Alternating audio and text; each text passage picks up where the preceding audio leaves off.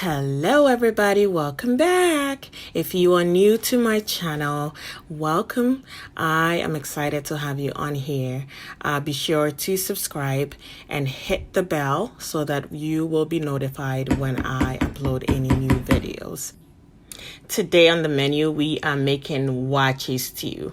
So if you saw my previous video, we learned how to make waakye without waakye leaves, which blew a lot of minds. But today we are focusing on the sauce that goes with the waakye. So let's take a look at our ingredients. We have some steamed goat meat.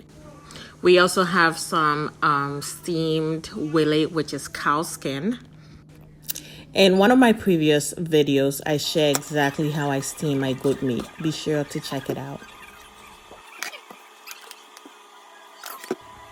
In my blender, I have a whole onion and some ginger, 2 cans of tomato sauce, some chopped onions, habanero peppers because I like spice, and some dried shrimps and herrings. I will tag a link to how I made my dried shrimps.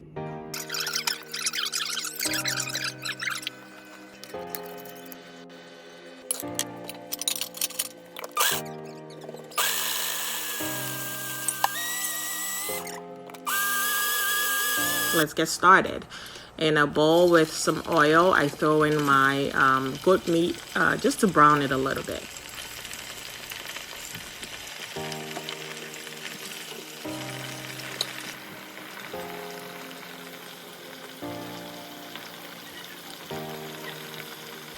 I am just going to brown the goat meat and not the wele because that can go into the sauce directly.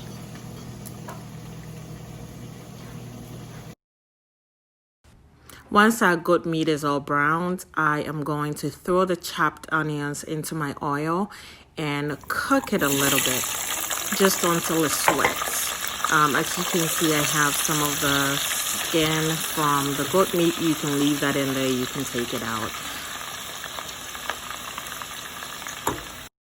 I'm going to also throw in my blended onions and ginger. I love ginger. I think it just adds another level of flavor to everything you do. As you can see, I'm taking some of the skin out. I'm keeping some in there. It's really your choice. It is all part of the flavoring. I'm going to have this cook for about 5 to 10 minutes.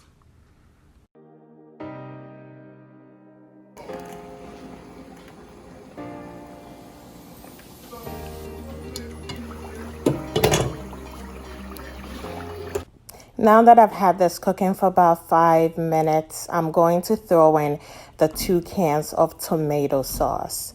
And then I'm going to let this cook down for about 15 to 20 minutes.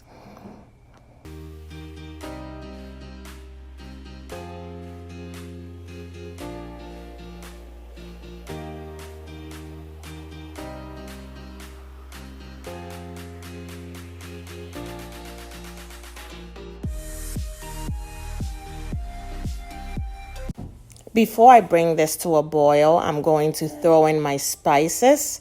You can totally skip this part if you're not, up for any kind of spice. But, Africans love their spice. And when we eat, we have to kind of sweat. That's when you've eaten good food. In goes my dry ingredients as well. My dried shrimps and herrings. I'm going to stir it all up and then I'm going to bring this to a boil for about 15 to 20 minutes. And yes, that's my daughter. She's just trying to say hi. I'm going to add some bay leaves in here just to bring that beautiful flavor that I really need in the sauce.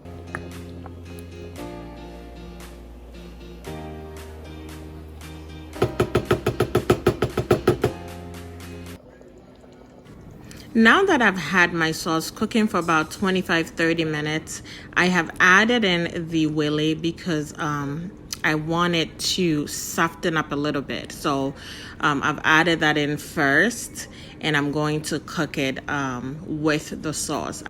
As many of you know, Wele is naturally very blunt, so you want to make sure you season it well.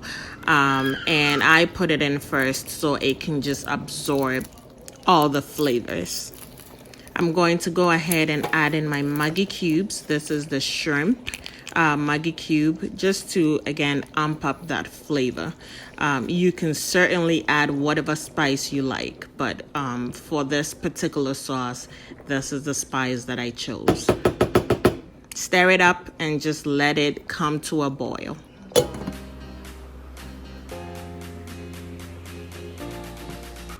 I've had my sauce simmering for a total of about 45 minutes now. I'm now going to add in my goat meat. I cooked it so the skin was a little soft, so I didn't have to add it up front.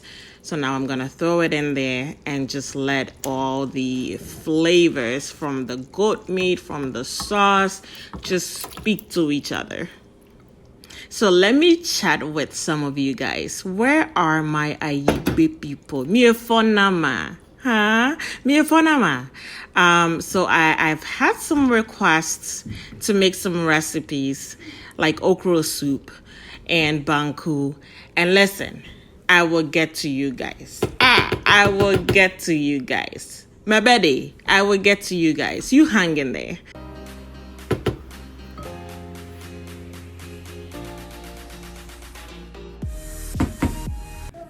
And there you have it. This is how I make my waakye stew.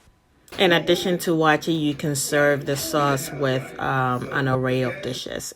You can serve it with some fresh banku and some smoked mackerel, fried fish, even with plantain or some jollof rice.